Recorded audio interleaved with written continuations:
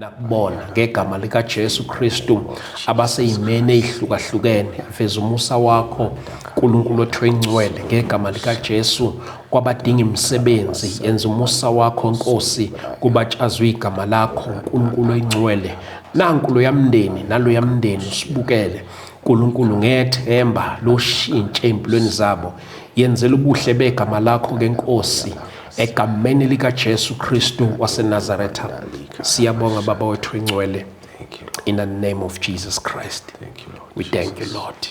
Thank you, Lord Jesus. Amen. Amen. Man of God, Hallelujah. njani mfundisi wami? Siyaphila mfundisi.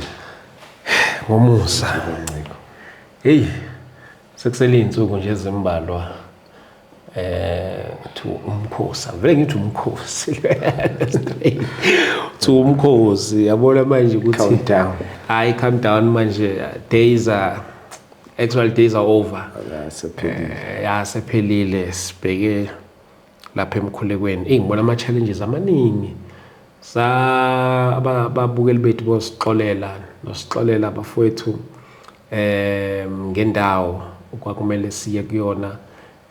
We are no longer at Ekuthuleni Kgotsong Recreation Center.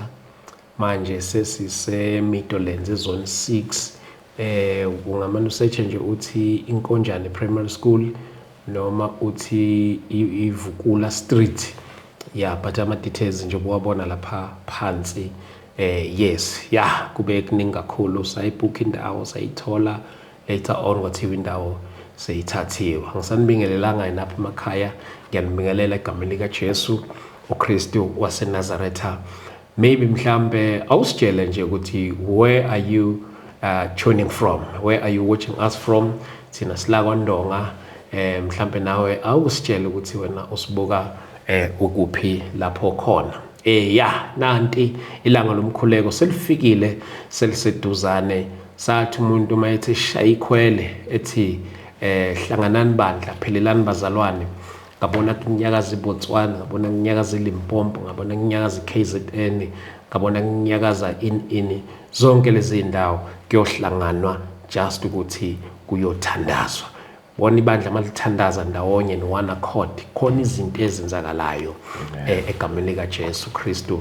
So nje bazalwane bami ngiyamkhola uNkulunkulu ukuthi uma sesobe sesithandaza kule ndawo kukhona into uNkulunkulu azozenza. We will see testimonies after testimonies, testimonies after testimonies usuku lenkosi lolana. Mfundisi wami sengibingelele kancane nje ngiyathanda sovele singene straight maningi nama contents wabantu amanye ade bengithumelela wona mhlambe songena nakona ngoba before lenkonzo komele siqale singene enkonzweni prayer and fasting. Yes, but ke mhlambe uzibingelele nawe ngakuvalela isikhala sokubingelela abantu. Sibabingelela abantwana bakaNkulunkulu. Yes sir. Egameni lika lenkosi yethu uJesu Kristu. Amen.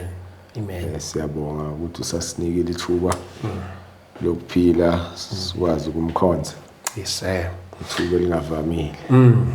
Hey, mfundisi wami ama challenges amangaka. Kuba njalo makuzoba ne shift. Sure. Abaziyo bathi change is pain. Change is pain. Eish. So ke ekugcineni there's joy. Yeah. There's laughter.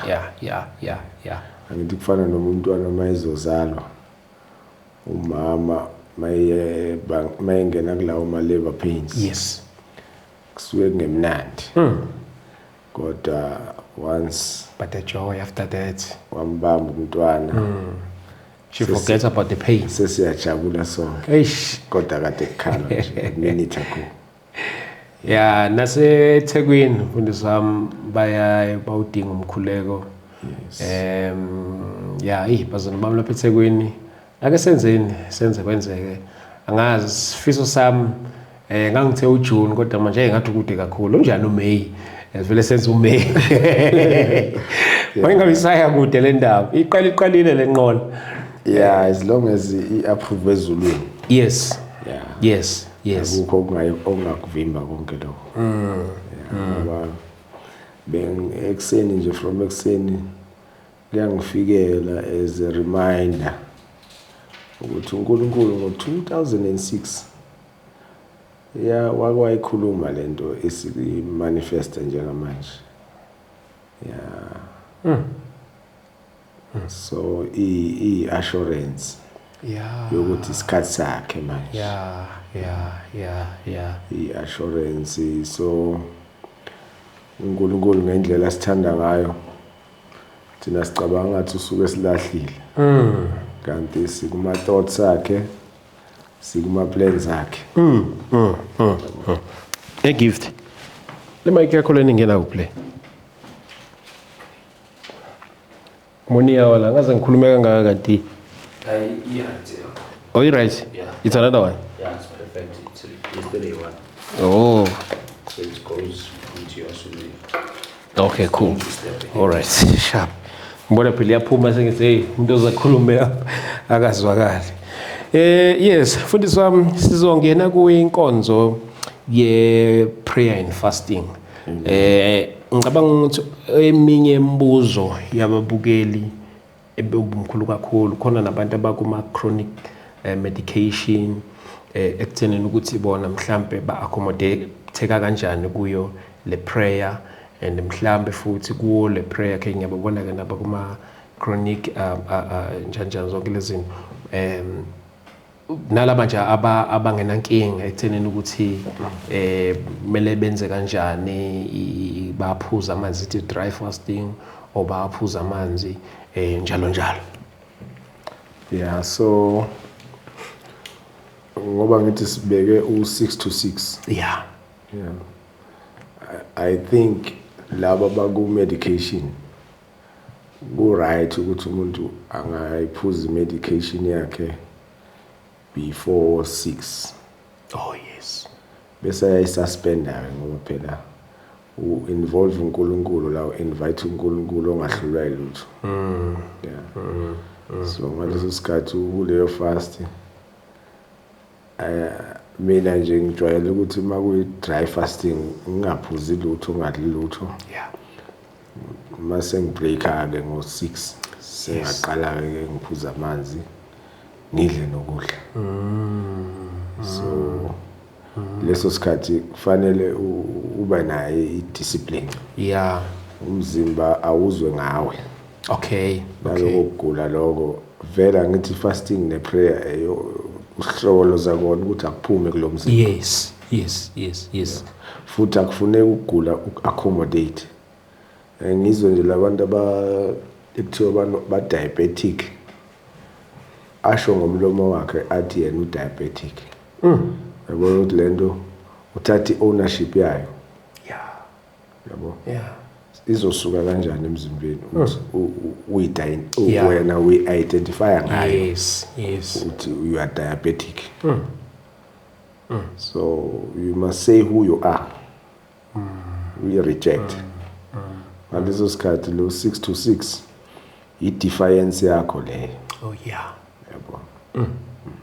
So ngamanye amagama nalaba ke abangekho kwi medication umkhuleko from 6 to 6 it's a dry fasting, no water njalo.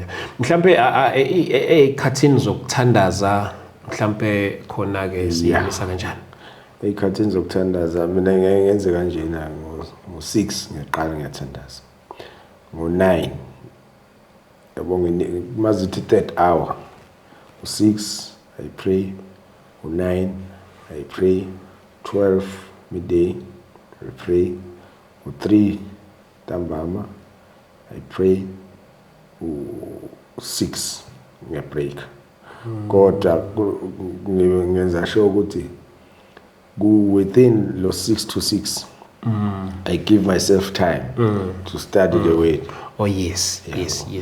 And pray. Yabo, and pray. Even if u9 ngakashaya kodwa nje if angina movement. Yeah. Ngihleli. I make sure ukuthi I study. I make sure I pray. Kodwa nje ngiyibekela isikhathi specific ukuthi 6, 9, 12, 3, 6 ngiyabreak. Mhlambe Nkosi ngizothanda ukuthi ke siyiveze nale njengoba kuyi prayer and fasting. Ngiyazi ukuthi abanye mhlambe ngaba ukuthi abanayo iclue yokubaleka kwe prayer the fasting ikakhulukazi fasting. Mhlawumbe yini lebaleka kangaka for umzalwane ukuthi afaste? Yeah, so according to scripture, According to scripture, uke wayikhuluma uJesu. Yes. Ekhuluma ngokuthi this kind. Yabo. This kind needs prayer and fasting. Yabo. So ukuza kwakhe emhlabeni ubezosinikeza imodel. Yabo. Yokuthi sisenza njani. So nathi sihamba kuma footsteps akhe. Yabo. So if uzofasta awuthandazi awulifundizwi uyafana nomuntu oku diet. Uyincishe nje uyaslim. So fanele emphasize ukuthi you should pray. You should study the word. Yabo. Because when you are studying, we are feeding the spirit man, your inner man. We order izwi. Yabo. Because izwi lisinkwa usho njalo Jesu. Yabo. Sinkwa somphefumulo. Yabo. So you cannot deny ujahela ukuzodla lokho okudliwayo okufunwa physical body. Kodwa lo waka spirit uyamdinaya the daily bread. Yabo. Yeah, so ibaleke kanjalo nje. Shuthi ngamanye amagama akusi fasting uma ungathandazi ungalifundi nezwi. Diet yaslim. Kuphelelisa ukubeni fasting mawuzo thandaza ufunde nezwi. Bazalo bami sesiqalile ke yes sesikuyo ke ingxoxo all roads, just a reminder, all roads leads to Soweto Meadowlands zone 6 i-address Ivukula Street bathi noma ungasearch nje ukuthi Inkonjane Primary School izothatha kubeka will be inside the school sathi masithatha lela holo lelia athiwa hayi wona lisekho kwanikezwa abanye abantu. So ngiyanicela bazalwane, please do pray for this day. Please do pray for this day. Nani bazalwane lapha eThekwini njengoba benza naseGoli. Bazalwane bami lapha eThekwini, even seThekwini ngiyanicela ukuthi nenze leso njengoba benza nalapha eJoburg ekuthenini ukuthi size yini lapho mhlawumbe also consider indawo khona lapho eThekwini. uNkulunkulu semkholwa iqalile le move uNkulunkulu siyamethemba. Mfundisi wami nabagulayo bengeza lapha mhla ka5. Yes. Fanele kubalekile because bengithanda ukuyiveza le ndaba uNkulunkulu ayikhuluma ngo2006. Okay. Just to give them assurance ukuthi it's a divine plan lento yenzakalayo. Ifulfill i-purpose kaNkulunkulu ngeimpilo zethu. With this present generation. Ngo2006 bengakabi born again. Yabo. Ngibe born again ngo2007. Kodwa ngalo leyasuku just to give you a picture. Okay. Luke chapter 9. Okay. Luke chapter 9. All right. Verse 35. Luke 9. Verse 35. So into engayibona le. Okay. Engayizwa futhi into eyenzeka 2006. Okay. Luke 9 verse 35. Yes. And there came a voice out of the cloud saying, "This is my beloved son, hear him." Oyifunda la ubeku John no James no Peter uJesu bathathile bayothandaza entabeni. Kodwa la it's a different case ke ngoba iqondene nami la. Mina usuku la khona uke wa eCape Town. No, ngazi ngeCape Town. ECape Town kuyaphuza ukuthi kube kuvela ilanga elikhombisa ukuthi sekusile. Oh. Yeah, kuthatha isikhathi ukuvela kwelanga. Okay. Mhlawumbe kucishe kuze mhlawumbe kusuke sekuyoshaya 8 9 Kuyila vela ilanga. khani kuvela ilanga leli lithi hayi sekusile. Sure. Yabo. So ngalo lasuku kwaba kanjalo, yabo. Mina ngize ngiphuma endlini kuyoshaya 10. Ngiyabona sekusile. Yabo. Kodwa manje yabo lento yokuthi ngizophuma ngilinde ilanga. Yeah. Kodwa kuluke lingaveli kungathi intatha. Yabo. Kodwa kuyabonisa futhi ukuthi hayi ukuthi ingoba lizonetha izulu. Yabo. Hayi ngigeze kodwa ngiloko ngiyadelay nje ukuphuma. Mangiphuma ngithatha ikhezo emoto. Mangipressa ngithi ngiyayivula. Angikhumbuli ngizwa ivuleka. Yabo. Kodwa nje suddenly mangiphuma ngibheka phezulu.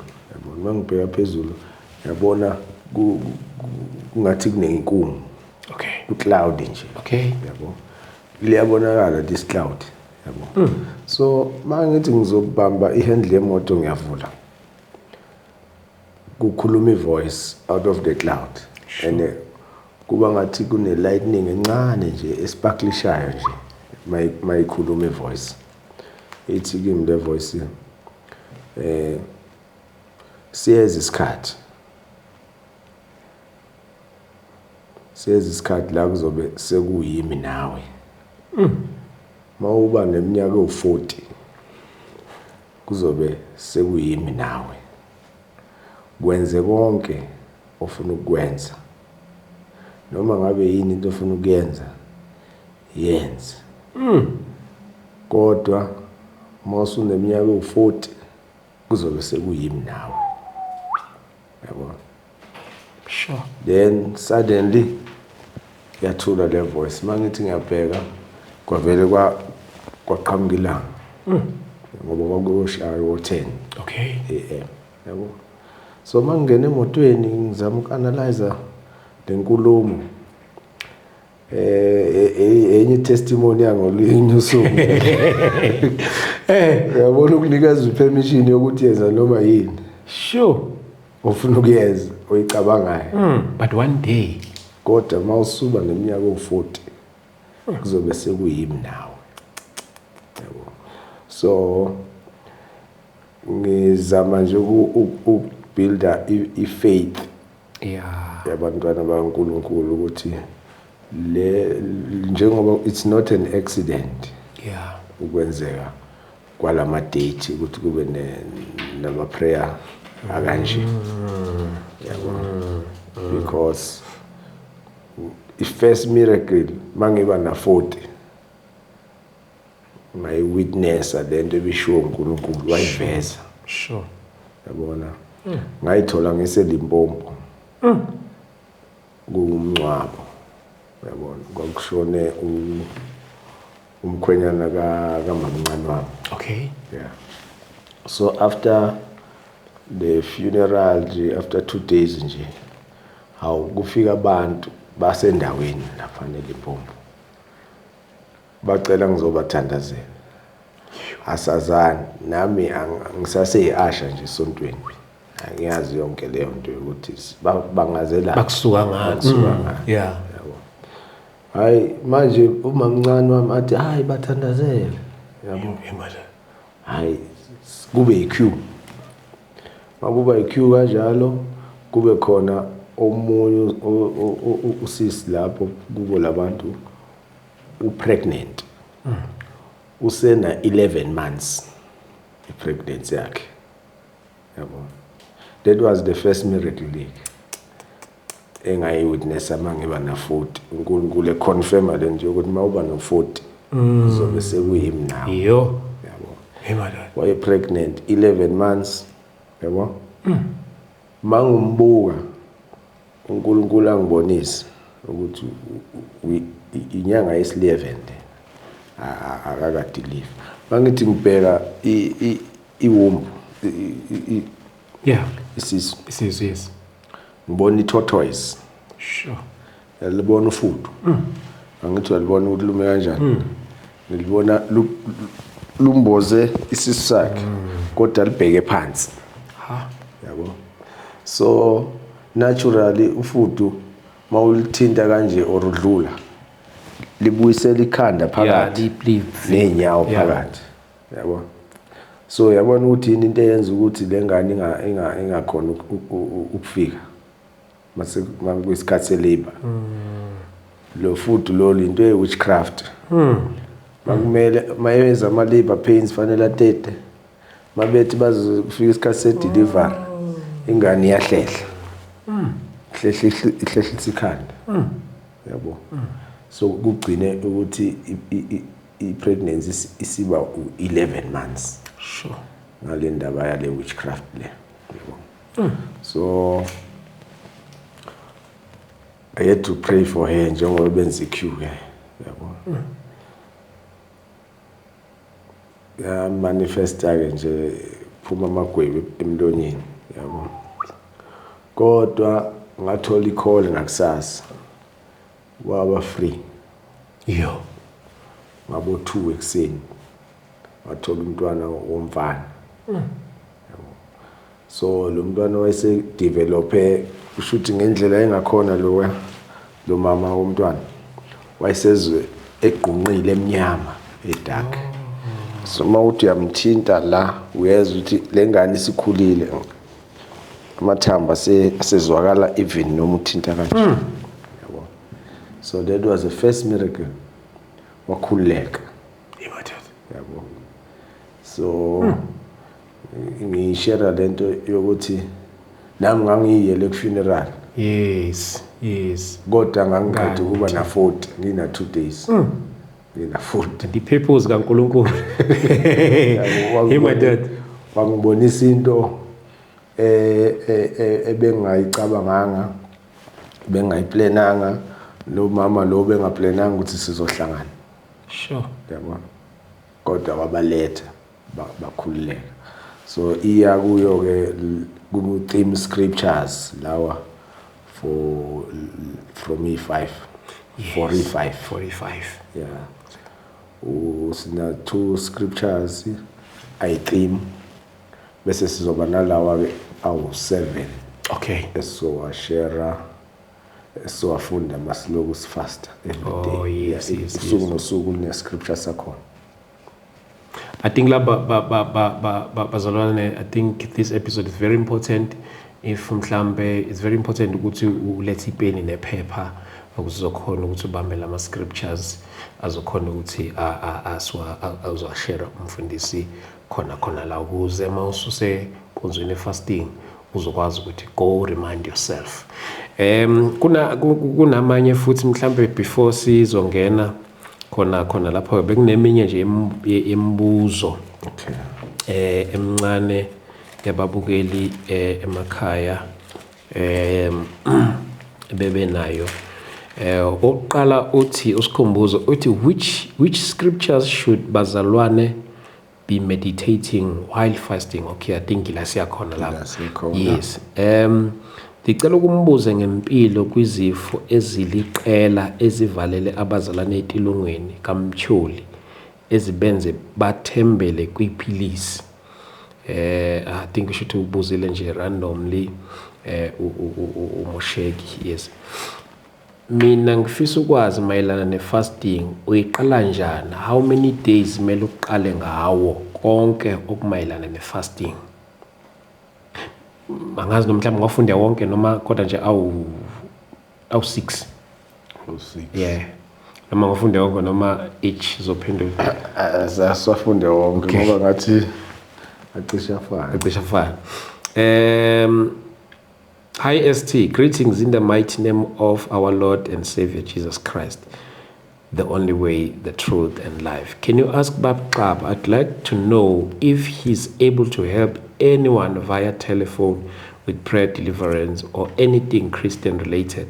My question is based solely on the fact that some of us are in provinces that are quite a distance from Joburg or Durban. And Nancy, the last one, ask him if angel numbers are God's way of communication or from the marine kingdom. 2, kudalwa yini ukubhodla futhi, should you be concerned about it? 2, unomoya okungenile noma ongqongqozayo ofuna ukusebenzisa. 3, uyakwazi yini umfundisi uXaba ukusiza umuntu owathatha isithwalo sokuthi asishiye ngoba baningi waseveza ke enye yama TV badinga usizo. Kuliqiniso ukuthi kunezitshalo ezinamandla a supernatural, e.g. isiqi somkhovu, isihlahla somdlebe. I think mhlawumbe benye bebebuza nje, not even relating to indaba ye prayer and fasting, but nami vele ngiyakhumbula ukuthi bengithe nje uma khona banombuzo about could be anything nje abayilethe. Okay, masibuyela ke ngibe nama encounters amaningi. Yeah. Are countless. Yeah. Kodwa amanye are related kuyo fasting. Yeah. Yabo. Ngibona umuntu ugqoke islamba jacket emustard efana neyami. Mangiyibuka ngiyabona ukuthi hayibo eyami le jacket ifakwe lo muntu. Ngisho le ndawo ngathi it's like an institution la kufundelwa khona, like a varsity or high school. Sakhumbula ukuthi ngathi institution enjani, kodwa ngathi e-higher learning. So uhambe veranda kanje. Okay. Nami ngiza kanje veranda. Ngiyayibona ngidraw attention ukuthi lesilamba saze safana nesami. Mangesibuka ngithi hayi yiso mos sifike kanjani kuye, yabo. So masizohlangana kanje, yabo, ngizwa yabona imagnet. Magnet mawuthatha positive no negative, uyayibona le force. Yes. It yabo. So mawuthatha negative no negative angithi uyayibona iya repel. Yes, iya repel. Kodwa mawu positive no negative iya attract, yabo. So ngizi i-force enjalo kuye, i-force field power nje. Yabo. So uzama ukuyi-container, yabo. Sure. Ngoba ngizophambana naye. Uzama ukuyi-contain ukuthi yabo mhlawumbe bizongwisa angazi. Yeah. Kodwa nje iyezwakala ngisondele ukuthi yabo. So bese ngiyadlula kanje. Mangidlula ngingene eklasini elivulekile la. Ngithole kunetafula like ila supper, yabo. Kuna all kinds of fruits, yabo. Then kuna ama females ngathi akade eqeda ukuprepare le tafula, yabo. Okay. Ngiyabuza kuwo ngithi mina, hey, uyazi kunomuntu la veranda. Ubani lo muntu, yabo. Yabo abantu babe busy. Athi kimi how ungazodlala ngathi wena ushutha umazi lo muntu. Ngithi mina hayi angimazi ubani. Bathi bona awumazi Emmanuel, awumazi Jesus Christ. Babesho kanjalo sengiyagijima. Ngithola ukuthi usamile lapha yana everanda. Mayemile sengigijima angisabuza indaba yejacket. Sengimbuza ngendaba yefasting. Okay. Ngithi kuye umthetho wami ngiqala nje kanjani, ngithi umthetho wami ngifuna ukufasta. Yabo. Kodwa manje angazi ukuthi kwenziwa kanjani, yabo. Indlela ngiphendule ngayo athi ngendlela elula nje, athi kulula phuma kuwe. Ungakwenza kulula nje kuphuma kuwe ungakwenza wena. Yabo. manje mina bengilinde i-answer mhlawumbe ezongitshela ngama-dimensions akhona abe more detailed. Yena wayishiya ngakimi wathi kuwe yona ungayenza ungakwazi ukuyenza. Ngezwa ngiphanja yabo ukuthi hawu wayishiya ngakimi. Yabo wayishiya. So bese kuba ngathi ke sesiqedile kodwa manje useyaqhubeka nendlela. Okay. Ngoba yena useqedile ukungi-answerisha.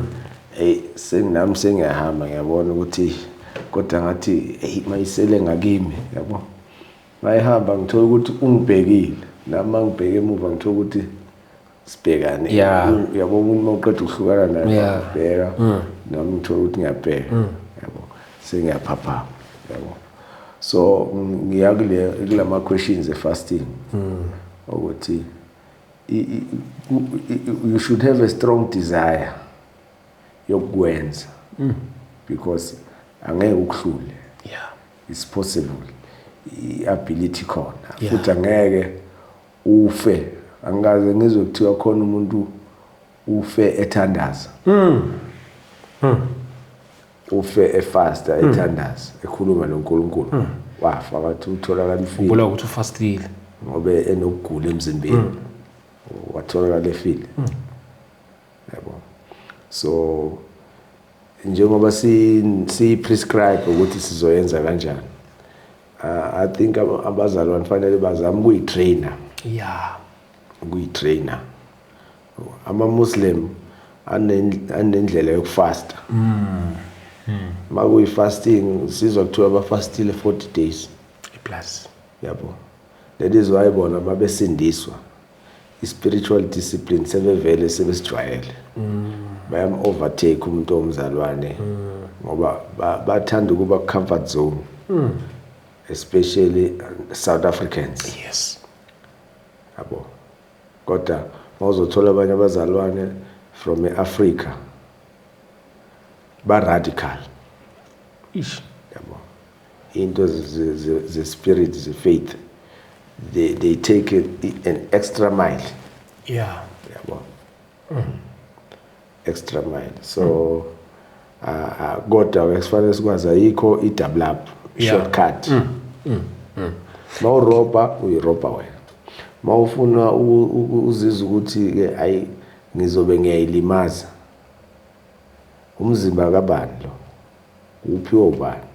Ubani owaziyo lo mzimba? Angakuyekelela nje. Ukuthi ufuna yena. Ukuthi wena uyahungry for yena. Yabo. So asibeni disciplined. As long as you need God. uNkulunkulu ke we are respond. We are respond uNkulunkulu. Fanele siphume comfort zone. Ngicabanga ukuthi mhlambe ayayikhava. Ayayikhava. Ngani baphendulekile. And then bese uba nalo obenombuzo nje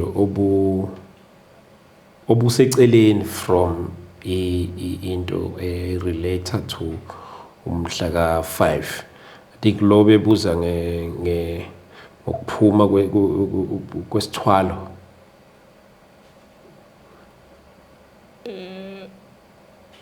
Unomoya okungenile noma ongqongqozayo. Lo bebuza ngokuthi ubuya kanjani ukubhodla. Ukuthi kuye kanjani? Kimi kwaphela after 5 years ngisindisiwe. Sure. Kodwa kwangafiki kimi ukuthi kusho ukuthi angasindiswa. Yabo. Ngicela siye lapha ku Colossians. Okay. Chapter 1.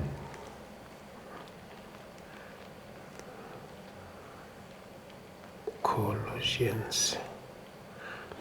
Chapter 1. Colossians.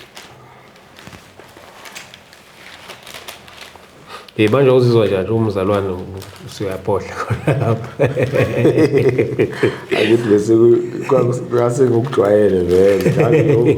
Babengaxaya abazalwane ukuthi hayi nangu umfundisi ephohla. Maningi nje ababhodla. Labo babhodla kakhulu baphatha icoke engathi bephuza icoke. Enzeni bephuza icoke. Kuleyo ukubhodla. Buka yehle ukubona. Hey, Colossians chapter 1 verse 11 to 13 11 to 13. It is strengthened with all might according to his glorious power unto all perseverance and long suffering with joyfulness, giving thanks unto the Father which hath made us meet to be partakers of the inheritance of the saints in light, who had delivered us from the power of darkness and had translated us into the kingdom of his dear son. ENIV lapha nesithi being strengthened with all power according to his glorious might, so that you may have great endurance and patience, and giving joyful thanks to the Father who has qualified you to share in the inheritance of his holy people in the kingdom of light. For he has rescued us from dominion of darkness and brought us into the kingdom of the Son he loves, in whom we have redemption, the forgiveness of sins. Amen. Amen. So besifuna ke lapha ku verse 13, who had delivered us from the power of darkness, and had translated us into the kingdom of his dear son. So it's your strong conviction. Okay. The word of God is your strong conviction. Verse 11, that's strengthened with all might according to his glorious power unto all patience and long suffering with joyfulness. 5 years. Oh. All patience, long suffering with joyfulness. But I was strong from the inside. I was strengthened with all might, fully convinced, fully persuaded. Sure. I'm a child of God. I'm delivered from the power of darkness. So njengomuntu oke wahlala olwandle loya 19 hours, kusho namanje ngabe ngisafunana ne-deliverance. Ngifuna umfundisi owake wahlala olwandle wathola i-deliverance ukuthi azongideliver.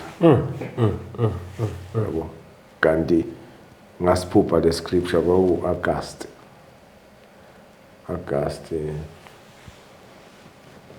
2011. Okay. Ophupha scripture. Yeah, so that is. Ha. Yabo, uNkulunkulu enginikeza confirmation.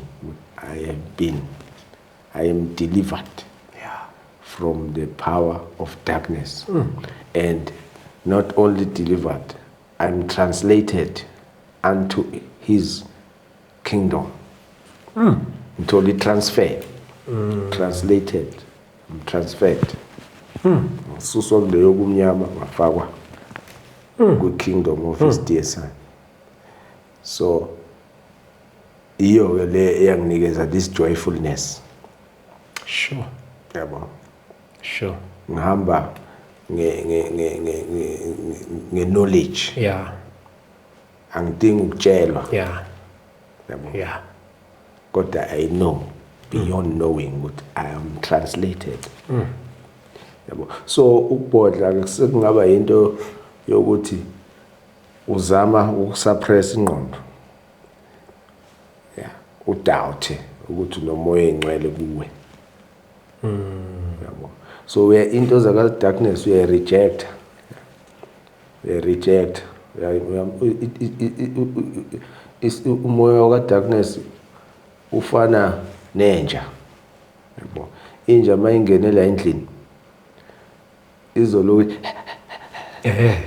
ihlala esofeni mawuthi phuma ifunani la iyakubheka emehlweni lokuthi kodwa up until uthi phuma yes ushintshe phuma masisha yabo yeah so no Satan program kanjalo ingakho iBhayibheli lithi resist the devil and he shall flee yabo mawumrebuke mawumresist mawumignore ungamniki iattention yabo ube more blessing conscious yabo abazalwane ke esikhathini esiningi they are more curse conscious and blessing conscious. more ba glorify kakhulu Satan bayampraise ukuthi uSatan usenze lokhu uSatan usenjena uSatan bamsaba ukudlula uNkulunkulu yabo kanti ubelonga lapha under our feet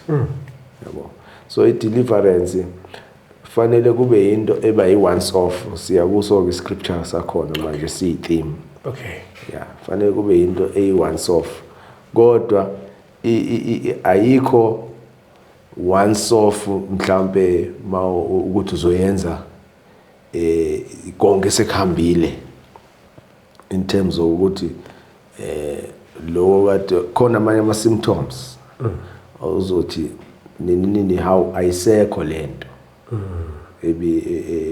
ebiloko ikuhlupha or usawezwa ubuhlungu bakhona yabo kodwa akusho ukuthi leyo nto ifana nalento abadutalako yalazi utalako yeah ukuthi ungajika endleleni ngokubona ngathi kunamanzi emgaqweni kuyashayina ukuthi kodwa mawuloku usondela ulokhu nje uyabona ukuthi uyafika destination yakho lamanzi ucabanga ukuthi amila kanti awekho yabo yeah so izinto zakaNkulunkulu already zenzakalile it's a done deal yabo so thina we are working them out ku realization yakhona yabo yazi kunomunye la obekade thumele ivoice note yena so sengikhunjuzwa ile question yakho yamoya engcwele I mean le comment yakho relating to umoya engcwele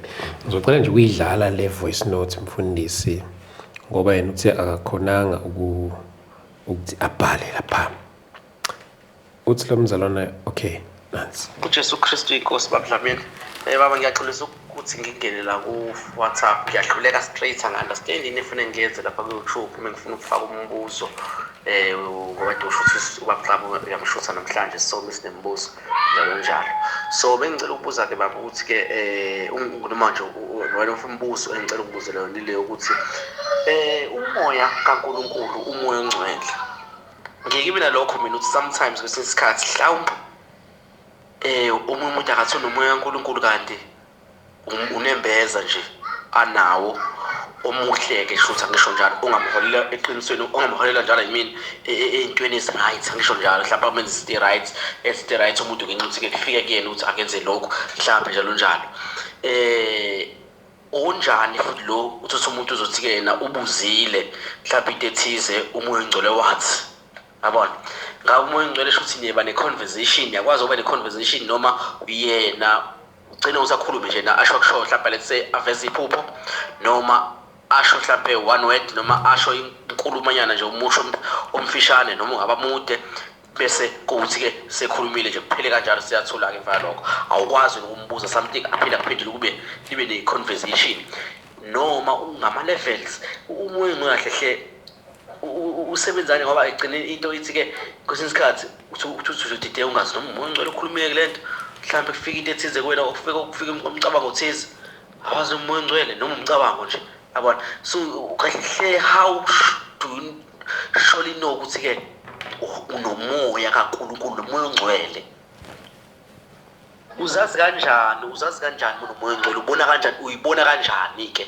mhlambe wena nje mina mase ngiyajaja manje ukuthi nginomoya kaNkuluNkulu umoya ongcwele ngiyibona kanjani kodwa ngiyezwa impela ukuthi ke umsebenzi wakhe uba mkhulu impela nje ukholela kulokho iqiniso njalo kodwa manje ke ngibuza ngoba nama I'm doubting ngiyadoubt kakhulu futhi nje hayi akethi ngineshow unless ke angazi kuthiwa ngabe kunjani ukuthi ke ngithi nawo baba ngicela ukungande kakhulu nje ilokho lo mbuzo wami ukuthi ubona kanjani unawo. Okay, ngithemba ukuthi izwa ke Ubona kanjani ukuthi- yes. Okay, according to izwi, according to Acts chapter 2, verse 38. Or 2 verse 38. Then Peter said unto them, Repent and be baptized, every one of you, in the name of Jesus Christ, for the remission of sins, and you shall receive the gift of the Holy Ghost. So uyabona ukuthi ke fanele sikwazi ukuthi umoya engcwele is our gift. We gift. So mawusu sitholile isipho, unikeze usipho. Yeah. You will know ukuthi unikezwe igift angithi. Yabo. So nakhona la uthi you'll be baptized. Uyagcwalisa ngawo. So usuke sekuweke mawugcwalisiwe uyezwa nendlela ocabanga ngayo nendlela khona okuzoshintsha kuwe. Yeah. Khona okuzosala endleleni ukuthi awusacabanga ngale yandlela. Mhlawumbe ubumuntu one-anger usumangala uthi hawo umuntu usengakhuluma kanje ungakwati. Yabo. Uyakontrola ke manje. Okay. Yeah. So nawe uyayicultivate relationship yakho naye so that now uzoba familiar nevoice yakhe. Ngoba yena akekho loud. Yabo. Akekho loud. Futhi yonke into akayifostelela ukuthi uyenze. Yeah. Yabo. Yeah. Ukunikeza ihint yabo. Bese akunikeza ifree will yokuthi choose ke lokho ku right akubonise kona. Yeah. Yabo. And then uyakuleader ingakho ethi John 16 verse 13 uthi he shall guide you unto all the truth. Yabo. So now we are in the guidance yakhe. Yeah. Yabo. So futhi mawuthola guidance yabona ukuthi akusinto yanamhlanje. Yeah. Uzoguide. I-guidance ithatha isikhathi. Akusinto yelanga liyi-1 mawufuna nje ukuphuma la. Yeah. Yeah. Sure. I-guidance i-process. Yeah. So might he shall guide you into all truth. Now we can learn to hear from him. Yeah. Wait upon the Lord. Wait upon him. Yabo. Yeah, umanye ama decisions awenzi nje. You rely on him. Yeah, guidance yakhe. Yeah, uma engakasho lutho musukwenza ngokucabanga kwakho. Yabo. Linda. Yeah. Yabo. Ngoba mhlambe i-answer next year. Wena usuthi ngoba uthulile uvumile. Yeah. So because it's a process, it's a continuous process. Yeah. Any guidance we told her through the scriptures. Yeah. Because uti my word is spirit and life. He will guide you.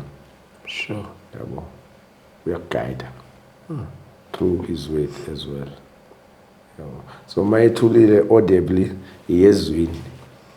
Uzomthola la. Uzomthola la. Awukwazi ukumhlukanisa nezwi. Akazi contradict. Akahlukaniseki nezwi, yabo. Hayi mina bengilinde izwi akakhulumanga. Uyakhuluma through the written word as well. Yabo. Yeah. Okay.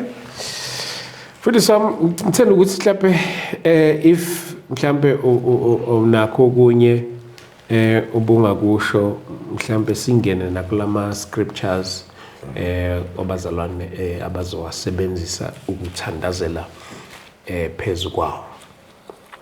Okay. Yes. Yeah. No, ngiyathanda ukuthi i-edification Yeah. ibe from God's word, yabo. Okay. Yeah. Especially now the theme scriptures we Yeah. look for Luke 4. Verse 18, ne? 13 1:8. or 18. Yes, 1:8. The Spirit of the Lord is on me because he has anointed me to proclaim good news to the poor. He has sent me to proclaim freedom for the prisoners and recovery of sight for the blind, to set the oppressed free, to proclaim the year of the Lord's favor. Amen. Amen. Izwake nge-King James. Yeah. The Spirit of the Lord is upon me because he hath anointed me to preach the gospel to the poor. He hath sent me to heal the brokenhearted, to preach deliverance to the captives, and recovering of sight to the blind, to set at liberty them that are bruised. Yabo? Yes. Yeah. So, iba i-theme scripture sethu ngoba sithelela ngale deliverance. Yeah. Yabo? Yeah. uJesu la uyayiveza i-purpose yakhe. Yabo? He has sent me to heal the brokenhearted, to preach deliverance to the captives, and the recovering of sight to the blind, to set at liberty them that are bruised. Yabo? So, njengoba sithi la ngale deliverance, prayer, healing and deliverance. Yes. Uyabona ukuthi kuyi-package. It goes hand in hand. Yeah. Ukuthi ne-deliverance ikhona. Ithole ke bese uyayi-maintain. Yabona? Yeah. Ithole bese uyayi-maintain i-deliverance. Because uChrist ngalelo langa urelease the anointing for deliverance. Sure. Ukuthi ube delivered. Sure. Yabona? Then maintain ke deliverance. Ungabe usuba umuntu we-deliverance yonke indawo because usathane uyalwisa legama le-deliverance. Yeah. Yabo? Uyalwisa legama le-deliverance liyabanga. Nobumnyama bayifuna ukuyisebenzisa i-deliverance. Yeah. Yabo? So kuthiwa umuntu umuzwa ukuthi ngihambile ama-deliverance. Maybe someone will ask ukuthi, how do I maintain a deliverance? Yeah. I-deliverance ifana nangalesikhathi usuke uthole i-healing. Uyabona? Mawuthole i-healing, uyazi ukuthi I'm healed. Uyayishintsha indlela obuphila ngayo. If le healing uyithole ukumuntu obhemayo, ubusune lung cancer, wathola i-healing, wathola i-deliverance, bese uyabuyela egwayini. Kuzokwenzakalani kuma-lungs? Umosha more. Yeah. And sizobe siku-arena of faith, angithi. Kuyathandazwa. Yeah. Kuyafastwa. Yeah. So usuyitholile i-healing, wayithola i-deliverance, bese ubuyela ekhaya. Awusazenzi lezi zinto o-introduce kuzo nge-faith. Uzenza nje for i-5 kuphela.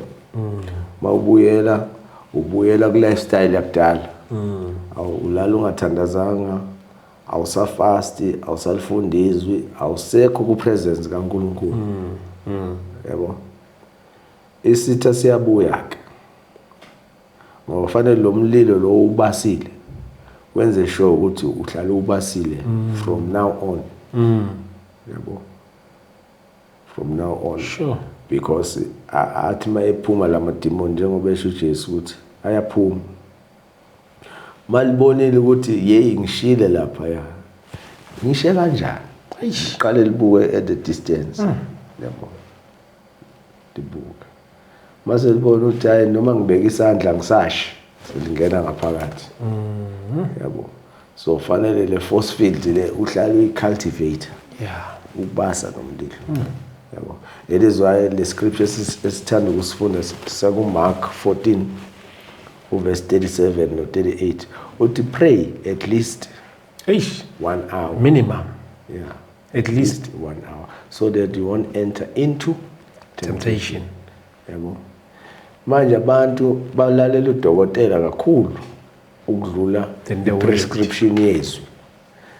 Yabona mayenikezwa amaphilisi kuthiwa wenza sure ukuthi uphuza 5 ngosuku. Noma ngabe niku meeting serious kangakanani. Uma kwashala leso Uyakhumbula ukuthi udokotela utheni. Uzobona sekhipha idoshana lakhe la. Sephula manje. Yeah, ne? Yabo. Uyayimaintaina lento ayitshelwe udokotela. Aphile ngayo. Yabo. Why kube lula ke? Mase kumele apply lokho kuzom deliver completely from bondage kube nzima. Angahlali kuko. Yabo. So kuba i-responsibility yokuthi maintain lento soyitholile, maintain. Into simple is scripture. You study the scriptures. We are meditate. Hayi lokhu ukuthula meditation is according to Joshua chapter 1. Oh my God. You meditate Eish, with the good written word. lencwadi yomthetho. Awuthuli. Yabo. Uyayifunda, uyayideclare. Yabo. So it's how And ukufakazela nje kulokho, and if possible, play gospel songs, yes, meditate on them, environment yakho. change the environment, Yeah. and if possible, play them loud, change the atmosphere. You see, Uqeda ukuthola healing bese uhlalela iTV for 8 hours. Uconsumer in Eish. ubuka abantu abasemsebenzini. Eish. Yeah. Lento abakufida yona lapha yana iya kuphi? ish, Yabo. ayimsizi ngalutho kaspirit, And and lapho kwi-prayer and fasting. exist. Ish, Then we are relapsing manje. Yabo. Because amademon ayijwayele le environment. I-environment ayijwayele. Yabo. So you change the environment. Yala uhlala khona.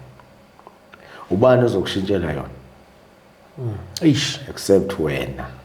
yeah, Ngoba ngithi ufed up ile situation. Yabo. So lasakhuluma ke lapha yana nange prison ukuthi le vision uNkulunkulu angibonisa yona. there's a prison. Ukuthi there's a prison underworld ngithi. Yes, ngikhumbula. Ukuthi lo lasuku nalo luhambisana ne-opening of i-prison. Yes. Yabo. U-Isaiah 61 uyakufakazela. uLuke 4:18 ubefakazela i-deliverance. Okay, Isaiah 5:1 6:1 or 6:1. verse 1. 6:1 verse 1. King James ke ebe uyibona ukuthi King James emchaze kahle uLuke 4 Yeah, verse yeah, 18. yeah. Ukuthi i-deliverance i-package ebuya kuChrist. Yes.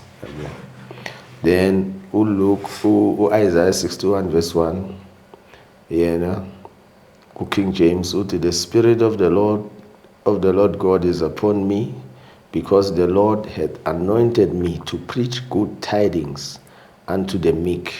He had sent me to bind up the brokenhearted, to proclaim liberty to the captives, and the opening of the prison to them that are bound. Yakhumbula ngishare ukuthi ngayibona ke lelijele selivuleke igengele kune light ku-empty phakathi. Sithi in scripture and the opening of the prison. Sure. We are fasting and praying. And I saw this week an angelic host. Abanye abaningi bazosharela kuma testimonies akhe.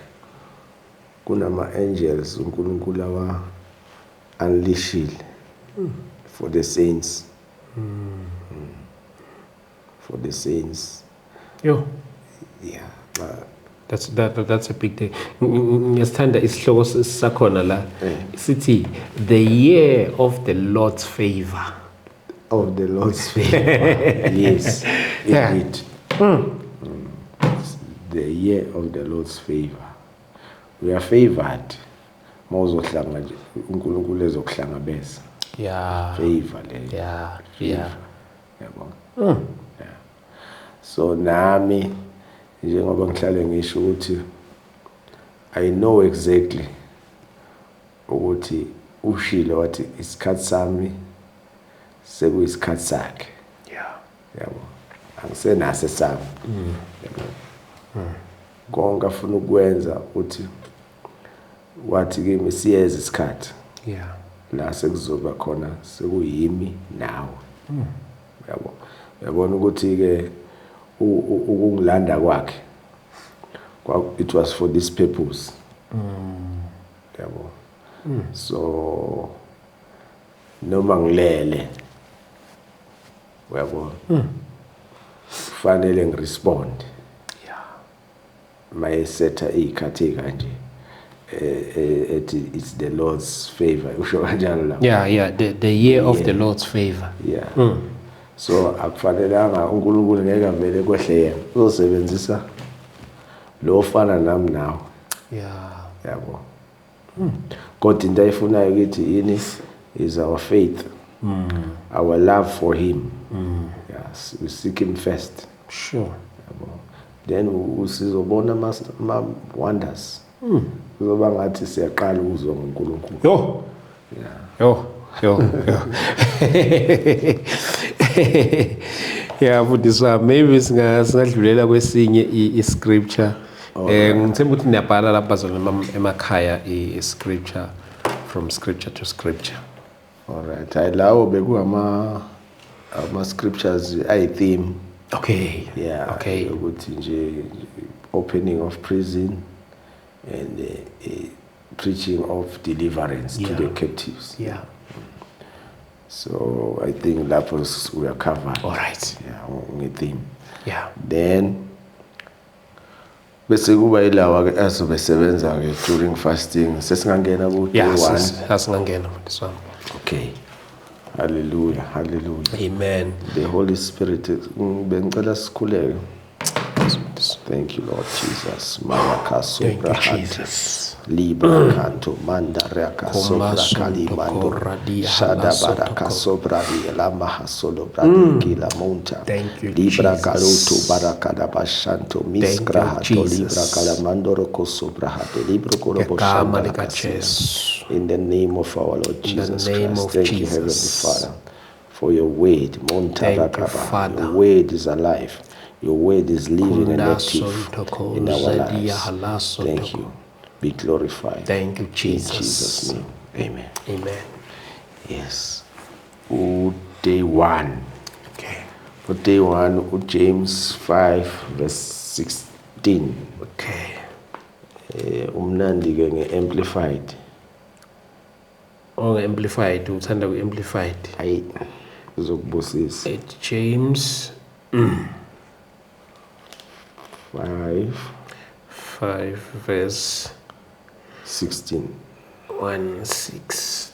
Ngakhohle bazali bami hope ukuthi unalo ipeni nephepha lapho uyabhala lapha uJames konje uJames kaJohn Jacobe yeah, verse 16. Verse 16, therefore confess your sins to each other and pray for each other so that you may be healed. The prayer of a righteous person is powerful and effective. Yeah, so we are fasting and praying. We are fasting and praying. So that's why it's in James chapter 5, verse 16. We are the righteousness of God. So ingakho lana ke okay ngizomfunda wonke ngeamplified to confess to one another therefore your faults your slips, your false steps, your offenses, your sins, and pray also for one another that you may be healed and restored to a spiritual tone of mind and heart. Bese aqala a new sentence. Ati, the earnest, heartfelt, continued prayer of a righteous man makes tremendous power available, Eish. dynamic in its working. Eish. Yabo. So as we are fasting and praying, we are making tremendous power available to open the prisons, to set the captives free, Yeah. to heal the sick. Yabo. Yeah. Yi environment ekufanele uyicultivate leyo, even in your home, after so total deliverance. Always when you pray this kind of prayer with a heartfelt, continued prayer Eish. that will cause dynamic changes, Yeah. that will cause tremendous power to be available. Yeah. Tremendous power. Yeah. Yabo. So we would day one way to Lord. Kick off by activating the tremendous power, making tremendous power available for that day. And I wish kuyona le as sizoyenza i-kickstart ngayona le verse on our prayer day, on our prayer week. Kuyafika nje emoyeni wami ukuthi engathi singenza sort of like a chain prayer ukuthi vele angazi ngenza kanjani ndaba communication, senze a chain prayer up until the day of the event. Amen. So mangithi a chain prayer, there will be people who will be praying from lesi sikhathi till isikhathi esithile and abanye from isikhathi esithile, so into yakhona ingahambi continuous Njengoba isho la. yes njengoba isho la so continuous prayer of a righteous man. yes, but sizokwenza siyi-arrange kanjani. Amen. Amen. Yeah.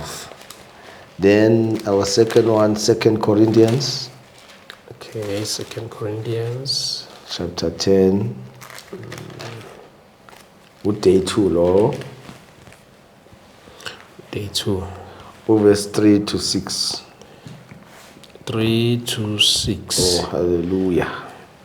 And will be ready to punish every act of disobedience. Verse balo. Verse 6. Yes, kala go 3 to 6. Oh, 3 to 6. For though we live in the world, we do not wage war as world does. The weapons we fight with are not weapons of the world. On the contrary, they have divine power to demolish strongholds. Jesus. Yeah, ne? Divine power. Sure. Demolish strongholds. Uzwile ukuthi utheni masifunda lapha ku James ne-amplified, we are making tremendous power available. So lapha yana uthi that divine power, Yes, they Yes, have amen. divine power to demolish strongholds. Eish. as we pray, making tremendous power available. We are about to connect Sure. with that power will be made available to demolish strongholds. Yabo? So, verse 1 lo. Beku verse 4. Okay. Yeah. Spell like 6. Or 6 or say 5. Yes. Oh, okay. No, like 6. Oh, so spell like 6. Verse 6 lo verse 4 lo All right. okay. So now it's verse 5. We demolish arguments and every pretension that sets itself up against the knowledge of God. And we take captive every thought to make it obedient to Christ. 6. And will be ready to punish every act of disobedience once your obedience is complete. Once your obedience is complete. complete. Yabo ukuthi qala ngani? Siqala ngeobedience. Yes. sithi ake siyi-subject ku fasting and pray. Obedience. Sibe obedient. Siyi-subject. Siyayi-subject. Siyincisha ukudla. Siyathandaza. Uthi once that obedience is fulfilled, sekwenzakalani ke manje? You punish all disobedience. Every act of disobedience. Every act of disobedience, it is punished. Yabo? So zisuke ingenzi sense lezi zokuthi awayi kumele siqale nge-fasting. Yeah. Fasting and pray. Yabo? I-obedience yethu ipunisha any disobedience. Yonke into ezokudisobey as a child of God. Ezoyi-exalta. Yeah. Phezu kwempilo yakho. Yabo?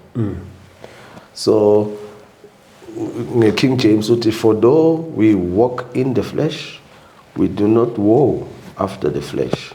For the weapons of our warfare are not carnal, but they are mighty through God to the pulling down of strongholds, casting down imaginations and every high thing that exalted itself against the knowledge of God, and bringing into captivity every thought to the obedience of Christ, and having in a readiness to revenge all disobedience when your obedience is fulfilled. Yabona ukuthi bekufanele basincishe vele le ndawo. Yeah, ne? Mabesincisha le ndawo uSathane befuna ukuzenza abemkhulu. Yabo, exalta. Yabo. Efuna ukuthi ingenzeki le singabe nendawo yokukhuleka. Yeah.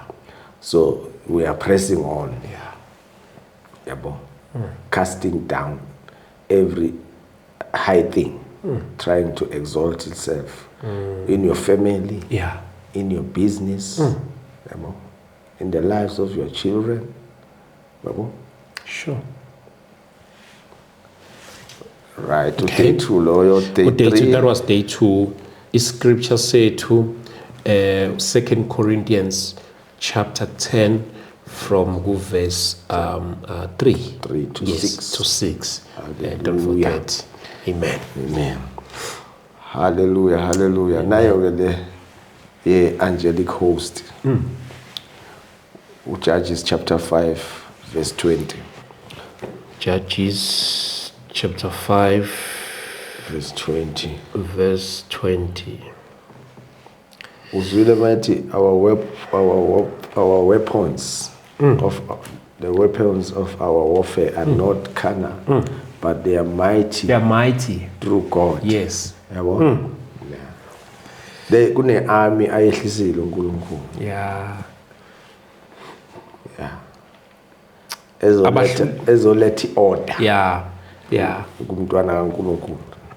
Izosixosha disorder. Abahluleli bazalwane chapter 5 verse 20. Abahluleli chapter 5 verse 20. This is our day 3. This is our day 3. From the heavens the stars fought from their causes. They fought against Sisera. Sarah, okay. Sisera, yes, Sisera. Yeah. So, we verse 20, ne? Yeah, verse 20. Judges 5, verse 20. Yeah. They fought from heaven. The stars in their cause fought against Sisera. Sisera who represented the kingdom of darkness. Principalities. Yabo. Okay. So you get our weapons of our warfare are not carnal. And canal. They are mighty Sure. through God. Yabo. So they fought from heaven. Etimpi ayikho physical. Yeah. Masibamba. Yabo. They fought from heaven. Konke administration yethu iphezulu ezulwini. Yeah. Konke kulungiswa le while siba obedient la. Yabo. So that is why they fought from heaven. The stars in their courses fought against Sisera. The stars are the angels. Sure. My angels. 8. Yeah, who are ready. And as we are speaking right now, already they are dispatched. Our miracles ayaqala. Kuzoba wesike njengoba so masingena stepper into le langa leli. Sure. Lange date. Oh, from 8, yes, Yeah. yes. You'll see. Ama visions abazoba nawo uNkulunkulu nje bavezela glimpse. Yeah. Kuzoba na angelic encounters. Yeah. Angelic visitation. Yeah. Yabo. Wow. Day 3 Lord. That is day 3, yes. Day 3 wethu bekuyincwadi yabahluleli, Judges chapter 5 verse 20. Yes. Amen. 2 Kings chapter 6 verse 14 to 17. Kings chapter 6. Hallelujah. 14 to 17.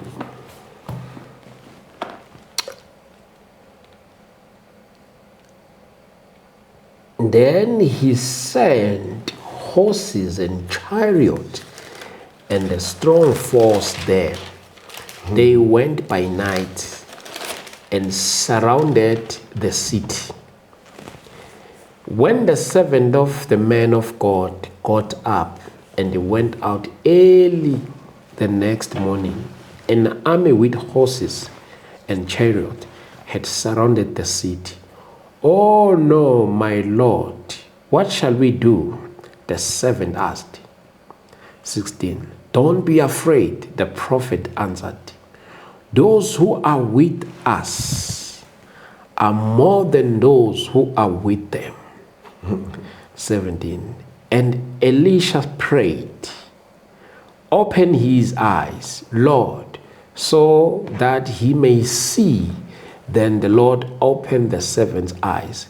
He looked and saw the hills of full of horses and chariot of fire around Elisha. Amen. Amen. Verse 17. Yeah, Uyayibona kodwa uyayithola picture. it's all. Ukuthi they fought from heaven. Yabo. Usiyakubonisa ukuthi these stars obani lapho. Yabo. Uyathandaza Elisha the prophet ukuthi umvula amehla bona. Tabona ukuthi bangazi. Singena ku fasting and prayer i-challenging ngoba abanye bazo experience ukuthi why manje mase ngo fasting ama challenges kuba ngathi aba intensified. Yabo. Omunye afile ngathi ay njalo mina mangifasta ngibhekana nenkinga ngathi ngiyamsukela uSathane. Ngathi ngiyawasukela amadimoni. Literally be obedient. Fulfill your obedience so that you will revenge all disobedience.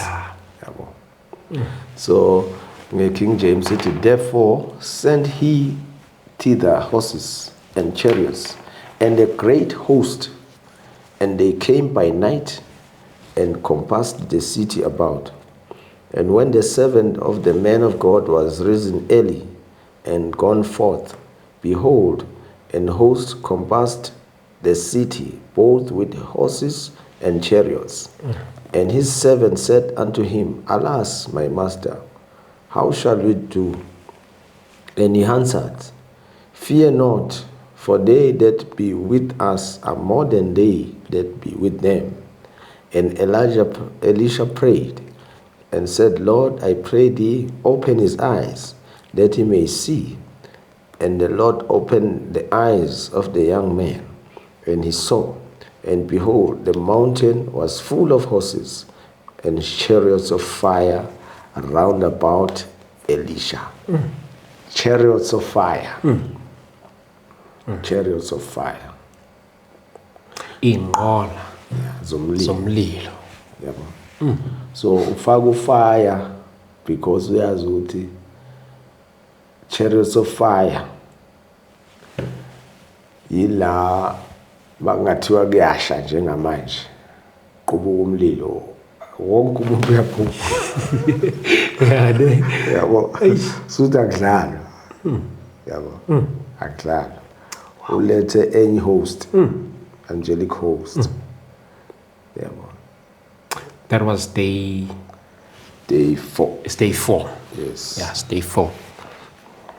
Yo, Baba. So as we are fasting and praying, we are igniting this fire of the Holy Ghost. That is why I'm from the Acts chapter 2, verse 1, we are verse 4. We are lapha verse 3. Ukuthi tongues of fire. Tongues that resembles mhlawumbe masingayifunda. Okay.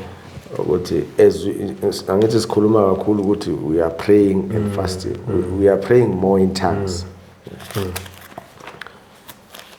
Says yes, nje It's a book of Acts chapter 2. Acts 2. Bangaze bacabanga ukuthi sikhuluma ngalo ya fire lo yala wesigubhu. The strange fire. Fire, there's demonic fire. Sikhuluma nge-consuming. Umlilo oqothula. Hayi lo akanamandla lo.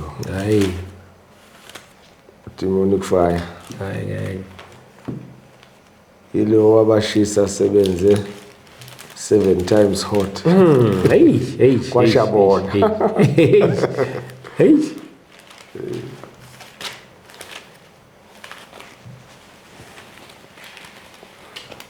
Hey, Kosea. Acts chapter 2, ne? Act 2 is Enzo. 1 get 4. All right, for the sake of time, mhlambe masingafunda verse 3. No. And there appeared unto them cloven tongues like as of fire, and it sat upon each one of them, and they were all filled with the Holy Ghost and began to speak with other tongues as the Spirit gave them utterances.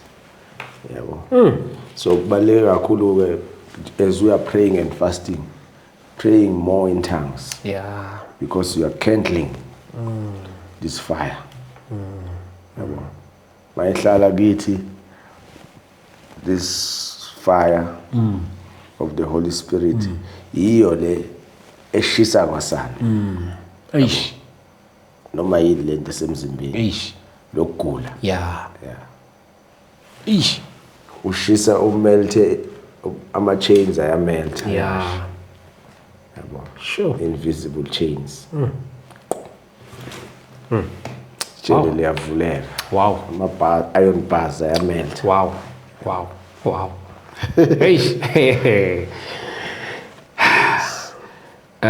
Now we heading to Sesibuya. day 5. Day 5. Yeah. Day 5, our scripture, Luke chapter 9, Luke chapter 9. verse 29. It's about fasting and praying and fasting. Verse 29. Prayer and fasting. Abaningi bazoku-enjoya ke manje ukuthandaza. Especially praying in tongues. The scripture sikunikeza i-picture yokuthi kwenzakalani when you are praying. Okay, let me read it. It's chapter 9, verse 29. 29. My God. Isihloko sithi the transfiguration. The transfiguration. Konje in the transfiguration ngesiZulu? Aksu transfiguration.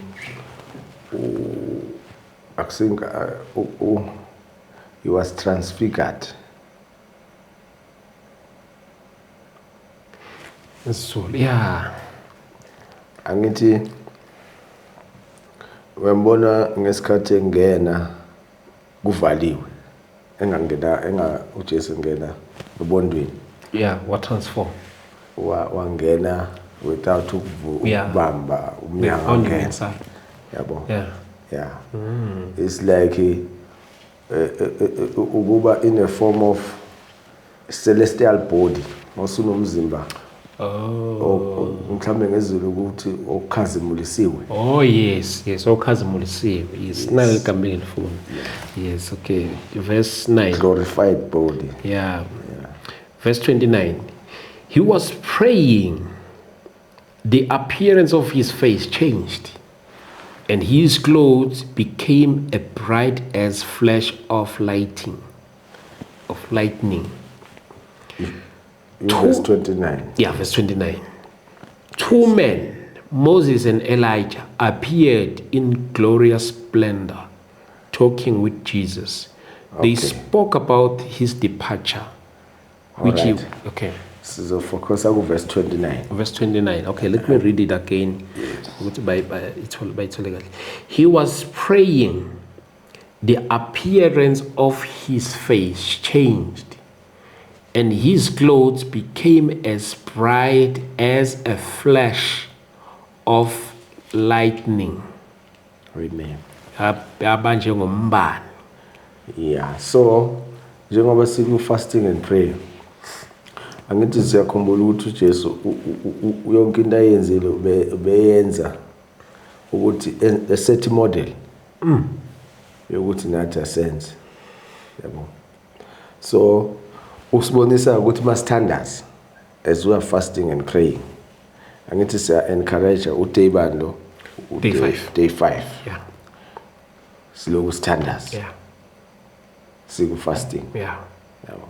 So usethi King James, and as he prayed, the fashion of his countenance was altered, and his raiment was white and glistering.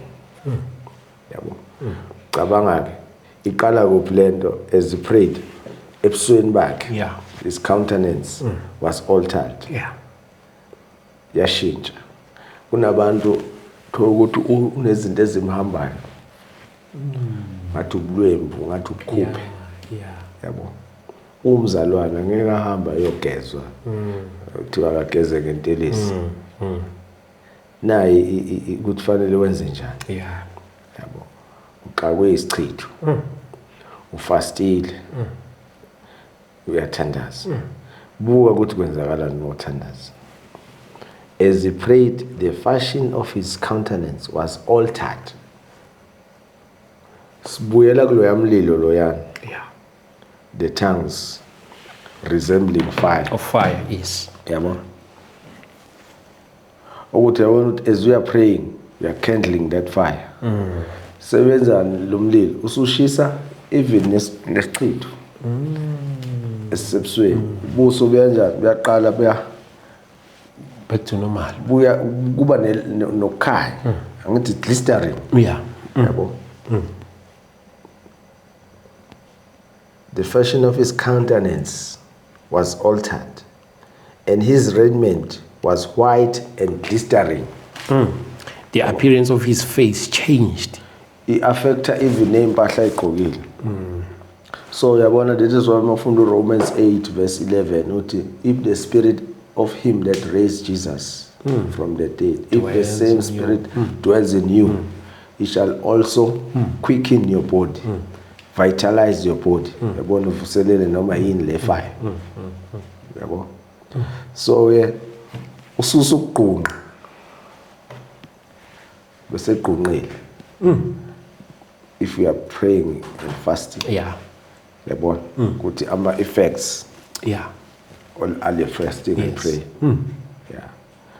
Ngoba maningi ama cases khona abanye abajontshelwa ukuthi ulahlekelwe into zakhe ama underwear in akasayiboni le. Witchcraft yonke. Benzi witchcraft. Kodwa this prayer, this kind of prayer of a righteous man makes tremendous power available. Iyokwazi ukuthi ishintshe yonke into ekutempered with. Yeah. Satan uyatemperisha nayo. Sure. Yabo. Iba corrected. Iba as white and glistering. Yabo.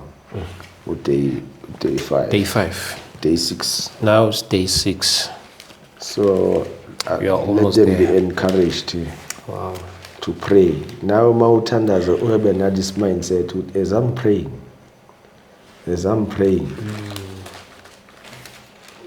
something is happening. Kune-alteration. Yeah. Kunoguquko. Yeah. Hallelujah. Amen. Ephesians 3:20 of day 6. Day 6, Ephesians 3, verse 20.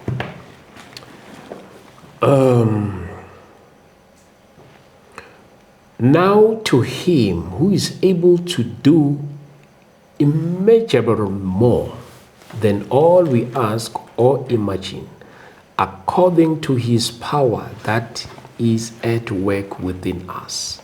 Hallelujah. To him be glory in the church and Christ Jesus throughout all generation, forever and ever. Amen. Yes, 3:20, Ephesians 3:20. Yeah, Ephesians chapter 3, verse 20. But now unto him that is able to do exceedingly abundantly above all that we may ask or think, according to the power that worketh in us. We are making tremendous power available, Yeah. to cause changes. Yeah. So as we are praying, say, generator this power, say, Yeah. generator this power to cause changes. So uthi-ke kuzokwenzeka according to the power that is at work in us. According to the power we generate, you will do exceedingly abundantly. Yabo. So that is why we need to pray and fast. Fast and pray, generating this power ezokwenza ukuthi uNkulunkulu enze exceedingly abundantly, Yeah. above all that we may imagine or think. Yeah. Day 6. Day 7. Day 7, Colossians 4, our last day. our last day. Colossians chapter 4. Oh, the last one. Colossians It is the last day, the last one. 4, 2, we are verse 4. Oh, it's chapter 2. Chapter 4, verse 2 Oh, verse 2, yes. up to verse 4. Sorry. Okay. Devote yourself to prayer, being watchful and thankful, and pray for us too, that God may open a door for our message, so that we may proclaim the mystery of Christ, for which I am in chains. Pray that I may proclaim it clearly as I should. Amen. Amen. Yes, so very full. So isinikeza ke irresponsibility mangifunda nge-amplified. Yes. Continue in prayer and watch in the same with thanksgiving. So manje the priorities include manje nani the thanksgiving. We are not just praying, making tremendous power available, but also thanking God for answered prayers. Yeah. Yabo. Thanking God for usuku lo lasinikeze lona ukuthi sikwazi ukuthola our blessings. Yes. Healing, restoration, opening of prison, setting the captives free. So with all prayer, praying for us also, that God would open unto us a door of utterance to speak the mystery of Christ, for which I am also in bonds, that I may make it manifest as I ought to speak. So this is a responsibility siyabazalwane ukuthi even no host pray for they should pray for us. Pray for me also. Ukuthi konke lokho I'm not the only one, angithi. Yeah. All those uNkulunkulu abanikeza izwi on that day aba invited also. Pray for everyone. Pray that God will open to us a door of utterance. Yeah. To speak the mystery of Christ. Yeah. For which I am also in bonds, that I may make it manifest as I ought to speak. Sengingakhulumi ingqondo yami lapha. Sengingakhulumi ngicabangayo. Sengingakhulumi kwama feelings. Yes. Kodwa lokho okubekwe uChrist for that day. Uyabona ukuthi we are given a responsibility to pray as well. Ukuthi kube according to God's will. Yes. According to God's plan. According to a message ayilethi asibekele yona on that day. Nokuthi no one should miss a blessing yakhe. Yeah. The healing yakhe, deliverance yakhe, restoration yakhe. We pray. Kule fasting. And prayer. Izinto yabona ukuthi lama verses are my prayer points. Yes. Of what we should pray for. Yes. Yes. As we should, yabo. Then a few where akhuluma ngayi Thanksgiving, emphasize ku Thanksgiving. Okay. Giving thanks. Yabona uNkulunkulu mawusumbonga even ungakakuboni ku natural, ku physical realm. Kodwa once waqala wabonga, thanking for healing yakho, the restoration yakho, the deliverance yabantwana bakho, kungakenzeki uqala ubonga. Yes, uyabona before. ukuthi it's his will. Ingakho lapha si 1 Thessalonians chapter 5 verse 17 and 18. Chapter 5. Verse 17 and 18. 17 and 18. Hallelujah.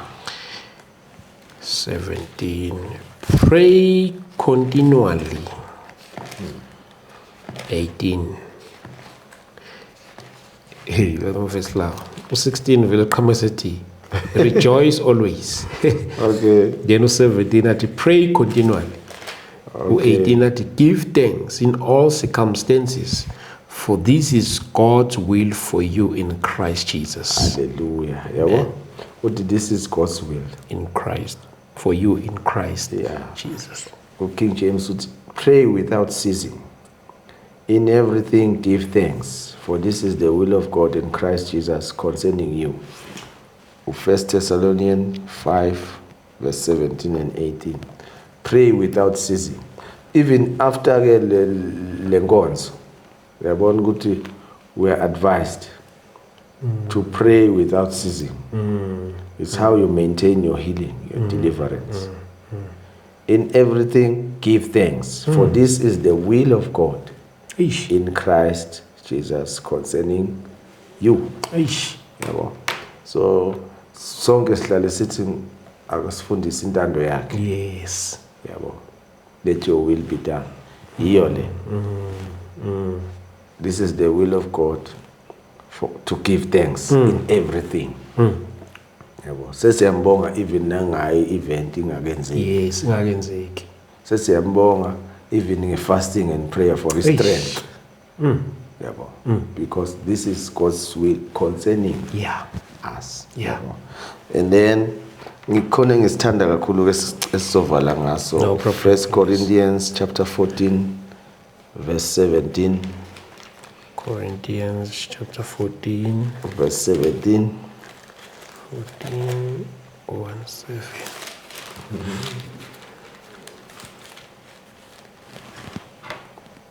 You are giving thanks well enough, but no one else is edified. We are giving thanks well enough. Ibeka kamnandi futhi ngale version yakho. It you are giving thanks Well enough. Sibuya kuleyana ka Thessalonians ukuthi this giving thanks is God's will concerning us. Oh yes, yes, let's buya kuyo. Yeah. So my say lapha ku 1 Corinthians what we are giving thanks Well enough, but no one else is edified. no one is edified. Yeah. No one understands Ish. why it you are giving thanks. God verse 2. The following verse. Yes. I thank God that I speak in tongues more than all of you. Yeah. But in the church, I would rather speak 5. Verse 2. Oh, verse 2. Yeah. Oh, okay. Sorry. Let me. Verse 2. Uti, for anyone who speaks in a tongue does not speak to people, but to God. Yeah. Indeed, no one understands them. They utter mysteries by the Spirit. Yeah. Uyayibona ke i-mystery yalama verses eswasherayo manje lawo 2 ukuthi you speaking in tongues, no one is edified. Akekho kuzwayo ukuthi uthini. Yeah. Yabo. Kodwa i-mystery thini, you are giving thanks well. Kodwa kusho ngama-tongues. Yeah. Kusho ukuthi mawukusho ngama-tongues ukusho kahle. Because no one understands you. Ingakho verse 2 athi, for the one that speaketh in an unknown tongue speaketh not unto men, but unto God. Yabo. So uthi this is God's will for us. Yes. To give thanks Yes. in everything. Yabo. So I mean I like and I love applying this giving of thanks well. Yabo, ngoba angeke ngikwazi ukusho ngolimi lami ukubonga okuginafu. Yeah. Kodwa mase ngikusho according to verse 17 ngikudirector kuNkulunkulu because it's God's will concerning me. Ngusho ngelanguage of the Spirit. Yabo, according to verse 2. Then it becomes very well. Yeah. Kushoko kahle. The mysteries of God. Hallelujah. Hey. Thank you, Jesus. Yeah, bafowethu siyabonga kakhulu lapho emakhaya. Thank you so much for your time. I hope ukuthi you have enjoyed and you have gained konke ebekukhulunywa khona la. Themba ukuthi boliphethe ipeni lakho nephepha lakho. Asingene emkhulekweni umkhosi omkhulu yani semkholo uNkulunkulu ukuthi kukhona izinto ezinkulu azozenza. So asihlanganeni laphana bafowethu. Just a reminder nje asekho ekuthuleni manje sesise ngifuna nje ukurefera lapha kwi poster asekho ekuthuleni manje Midlands Midlands iple poster manje ibaleka lapha Midlands ezone 6 yes nansi Midlands ezone 6 abazi kahle bathi Midlands West zone 6 eSoweto ungasearcha nje ukuthi Ivukula Street kunetende nje limhlophe likhulu elingaphakathi esikoleni ekuthiwa Inkonjane Primary School. Yes, but again for more info makuthi yalahleka 071 622 9627 okanye uthinte mina directly 0788 417 844 nansi enye number futhi 071 77 2016 ngomhla ka5 makuthi 10 nje yaqala inkonzo. So ngiyacela sifike early bazana bami ngiyacela ukuthi let's spread this word asekho ekuthuleni Khotsong manje sesila kwi address yethu entsha. Then if the Son of Man set you free, you are free indeed. Indodana yomuntu inikhulula niyakubanga bakukhulekile impela. So ke asibonane khona ke lapha na bafowethu. And again go October nyanga baka 10 October 10. Yeah, nyanga 10 go October the last weekend of October we'll be having another into it is over a conference, but we'll announce it lapana emkhulekweni starting from 24 Friday 25 up until 24 and 25 more info the ayeza khona lapho. So ngenzela ukuthi nishishini prepare but sizo announce nasenkonzweni. But for today ngicela ukuthi ke siyibambe lapha bafowethu asibonane ngomhla ka5 eSoweto lapha esiyobe sikhona uNkulunkulu azobenza khona izimangaliso. Ngiyacela ukuthi sithandazeleni lolu suku, uNkulunkulu asenzele omusa. I'm your host ST Dlamini. uNkulunkulu anigcineke anibusise, sibonane kwi-episode elandelayo. God bless you. Amen. Yes sir.